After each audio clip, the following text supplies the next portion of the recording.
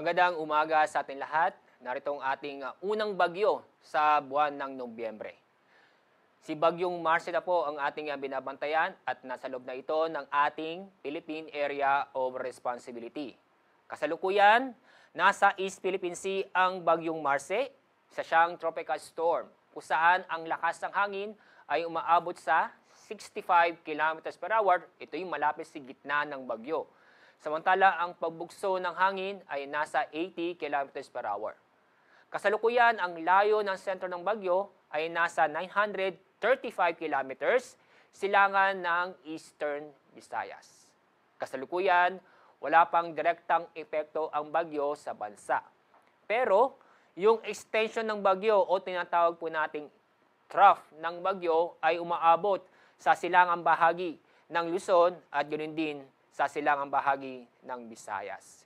Kaya sa kasalukuyan, inaasahan ngayong araw ang bahagyang maulap hanggang sa maulap ang kalangitan na may kasamang isolated na pag-ulan or thunderstorm. Itong bagyo nito ay inaasahan ng kikilos sa direksyon west-northwest o papalapit sa kalupaan at maaring tumbukin ang extreme northern Luzon. Sa ating forecast track ng Bagyong Marce, inyong papansin na inaasang lalakas ang bagyo habang binabaybay ang East Philippine Sea.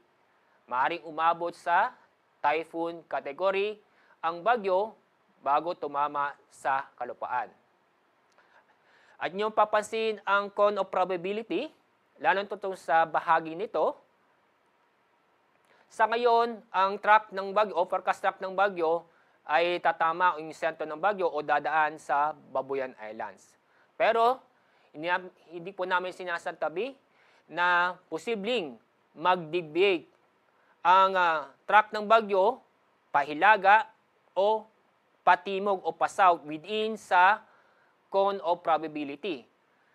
Sa makatuwid, posibleng dumaan ang sentro ng bagyo sa extreme northern Luzon o sa Cagayan o sa Isabela area.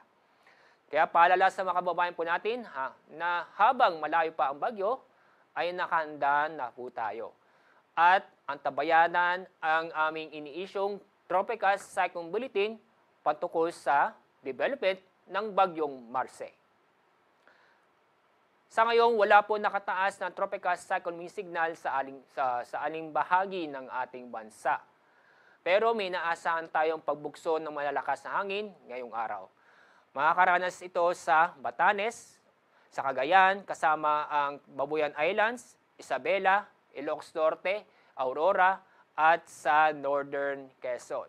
Bukas, araw ng Martes, makakaranas pa rin ng pagbugso ng malalakas na hangin sa Batanes, Cagayan, kasama ang Babuyan Islands, Isabela, Ilocos Norte, Ilocos Sur, Aurora, Quezon at Camarines Norte.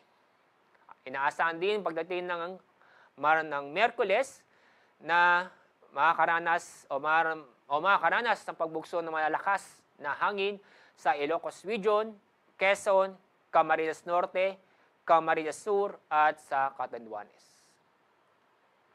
Ngayong araw, wala po tayong gale warning. Pero may naasahan na matataas ng alon kung saan ang taas ng alon ay aabot ng 3 metro at ito'y ay sa seaboard ng Batanes.